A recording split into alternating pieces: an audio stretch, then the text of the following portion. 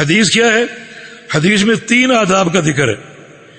فرمایا کہ لا یمسکن احدکم ذکرہ بیمینہ، کوئی شخص اپنی شرمگاہ کو اپنے دائیں ہاتھ سے نہ چھوئے. یہ ایک بہترین ادب، اپنی شرمگاہ کو دائیں ہاتھ سے نہ چھوئے. یہاں خطاب مردوں سے ہے مگر خواتین بھی ان میں داخل. النساء شقائق الرجال، احکام شرعیہ میں عورتیں مردوں کے مشابہ ہیں، مردوں کے ساتھ ہے. شریعت اگر تفریق کرے کسی حکم میں تو وہ فرق ہوگا. جہاں شریعت خاموش ہو وہاں مردوں کے احکام عورتوں کے لیے بھی.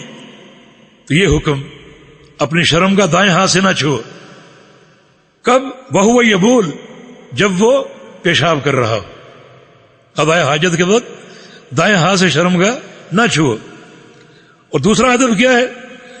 ولا یتمسح من الخلاء بیمینہ، اور استنجا بھی دائیں ہاتھ سے نہیں کرنا، دائیں ہاتھ سے استنجا نہیں کرنا. اور تیسرا ادب کیا ہے؟ ولا یتنفس فی الاناء، اور برتن میں سانس نہیں لینا. پانی پیتے ہوئے برتن میں آپ پانی بھی پی رہے ہیں اور سانس بھی اندر ہی لے رہے ہیں، اس سے روکا. سانس اندر نکالیں گے بھی کھینچیں گے بھی، اس سے منع فرمایا. یہ 3 ادب ہیں. پہلا ادب کیا ہے کہ وقت استنجا دائیں ہاتھ سے اپنی شرمگاہ کو نہیں چھونا. اس میں کئی حکمتیں. دایاں ہاتھ اشرف الاعضاء ہے، دونوں ہاتھوں میں جو اشرف ہاتھ ہے وہ دایاں ہے. دائیں ہاتھ میں زیادہ تکریم ہے اس کے اکرام کے لیے.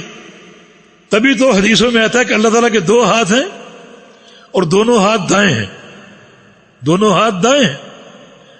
اس کے لیے تکریم ہی تکریم. بایاں ہاتھ کمزوری کی علامت بھی ہے، اور بایاں ہاتھ جو ہے وہ اس قسم کے جو نجس کام ہے وہ کرنے کا عادی ہے. تو اللہ تعالیٰ کے دونوں ہاتھ دائیں ہیں، یہ اللہ تعالیٰ کی صفت. تو دائیں ہاتھ کی تکریم بھی ہے.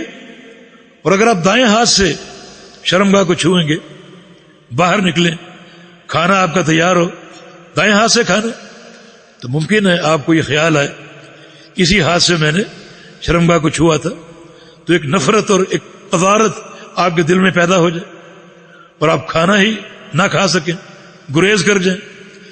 تو بہت سی حکمتیں شریعت کے تحت ہیں، اس لیے اس سے روکا. اور یہ ادب صرف دین اسلام نے ہمیں سکھایا. دوسرا ادب کیا ہے کہ استنجا دائیں ہاتھ سے نہیں کرنا. کوئی بھی استنجا کا بڑا ہو چھوٹا ہو دائیں ہاتھ سے نہیں کرنا. اس میں بھی دائیں ہاتھ کی تکریم ہے، اور اس میں بھی دائیں ہاتھ کو قذارت اور نجاست کے تلوث سے بچانا ہے. دائیں ہاتھ کو پانی ڈالنے کے لیے استعمال کرو اور بائیں ہاتھ کو استنجا کے لیے استعمال کرو. یہ بات پہلے بھی گزر چکی ہے. دائیں ہاتھ کی تکریم بھی ہے اور دائیں ہاتھ کو قذارت سے بچانا بھی ہے کہ اس دائیں ہاتھ کو آپ نے بہت سے اہم کاموں کے لیے استعمال کرنا.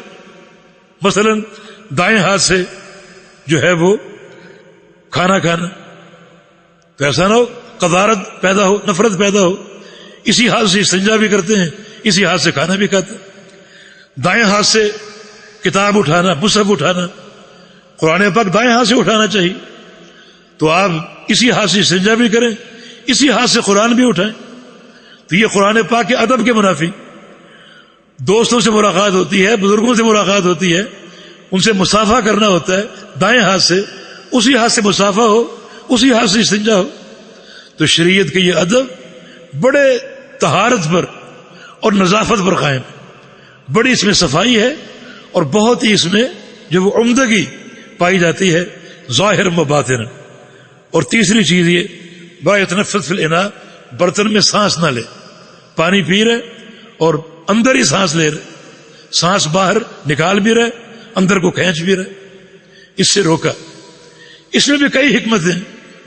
مثلا اگر اندر سانس لے رہے برتن میں پانی پیتے ہوئے اور وہی پانی بعد میں آپ کے بھائی نے پینا ہے، تو وہ قذارت آپ کا بھائی محسوس کرے گا کہ اس شخص نے پانی پیا ہے اور اندر ہی سانس نکالا ہے. تو یقیناً وہ قذارت محسوس کرے گا اور نفرت محسوس کرے گا. جو شرعی ادب ہے پانی پینے کا وہ یہ ہے کہ 3 سانسوں میں پانی پینا چاہیے اور سانس باہر لینا چاہیے. آپ نے پانی پیا، 2 گھونٹ بھرے، 3 گھونٹ بھرے، اور اب آپ برتن ہٹا لیں اور سانس لیں، اور پھر دوسرا جو ہے وہ گھونٹ بھرے، اور پھر تیسرا. سانس باہر لینا چاہیے. رسول اللہ صلی اللہ علیہ وسلم کا فرمان ہے کہ برتن میں سانس نہ لو. تو اس میں ایک تو یہ وجہ ہے کہ آپ سانس لیں گے، آپ کا بھائی آپ کو دیکھ رہا ہے، اس نے بھی یہ پانی پینا ہے، یقیناً وہ کراہت محسوس کرے گا کہ اس میں آپ نے اپنا سانس داخل کر دیا. دوسرا یہ کہ بعض اوقات کسی بندے کی سانسوں کے ساتھ امراض لاحق ہوتے ہیں، ایسے امراض جن کا تعلق انسان کے سانس سے ہے، تو پھر وہ ان خطرناک جراثیم اور وہ مرض برتن کے ساتھ اور پانی میں داخل ہو سکتا ہے. آپ اس کو دوبارہ پئیں گے اور وہ مرض آپ کے اندر داخل ہو جائے گا. تو شریعت نے نہ صرف یہ کہ انسان کی طہارت، پاکیزگی اور صفائی کا اہتمام کیا ہے، بلکہ انسان کی صحت کا بھی اہتمام کیا ہے. ایسے کاموں سے بچایا ہے جو انسان کی صحت کے منافی ہوتے ہیں.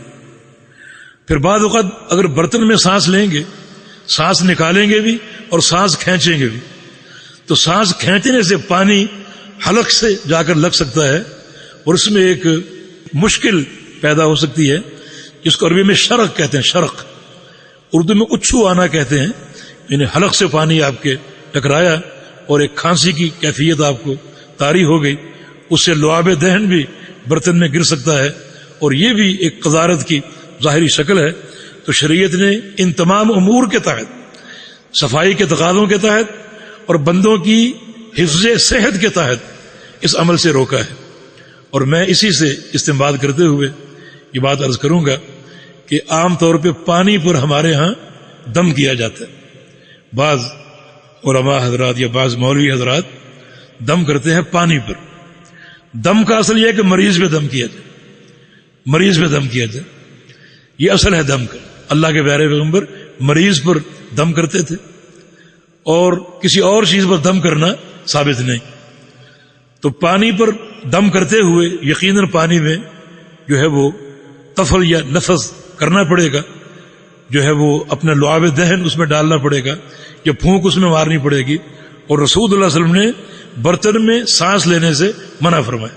ایک حدیث میں رسول اللہ علیہ وسلم کا فرمان ہے کہ نہا عن النفخ فی الشراب، کہ رسول اللہ علیہ وسلم نے پانی میں پھونک مارنے سے روکا ہے. تو یہ پانی پر جو اس قسم کے دم کی شکل ہے اور اس کو مریض کو پلایا جائے، یہ صورت نبی علیہ السلام سے عملاً ثابت نہیں ہے. تو یہ شریعت کی وسعت اور سماحت ہے کہ شریعت نے انسان کو کتنی اہم اور جامع تعلیم دی، اور انسان کے دین کا، عقیدے کا، اور اس کی پاکیزگی، طہارت اور صفائی کا، اور اس کی جسمانی اور اس کی روحانی صحت کا تمام امور کا اہتمام کیا. اس لیے شریعت کے ساتھ تعلق انتہائی بابرکت ہے. اور کوئی وقت ہو، کوئی مقام ہو، حضر ہو، سفر ہو، گھر ہو، گھر سے باہر ہو، مسجد ہو، کہیں بھی ہو، ہمیشہ شریعت کا دامن تھامے رکھیں. جیسا کہ رسول اللہ صلی اللہ علیہ وسلم کا فرمان ہے، اتق اللہ حیث ما کنت، تو جہاں بھی رہ تقوی کے ساتھ رہ، یعنی شریعت کو تھامتے ہوئے رہ، اور کسی موڑ پر تیرا تمسک اور تعلق شریعت سے کمزور نہ ہو. یہ تمہارے لیے خطرناک ہوگا اور نقصان دہ ہوگا.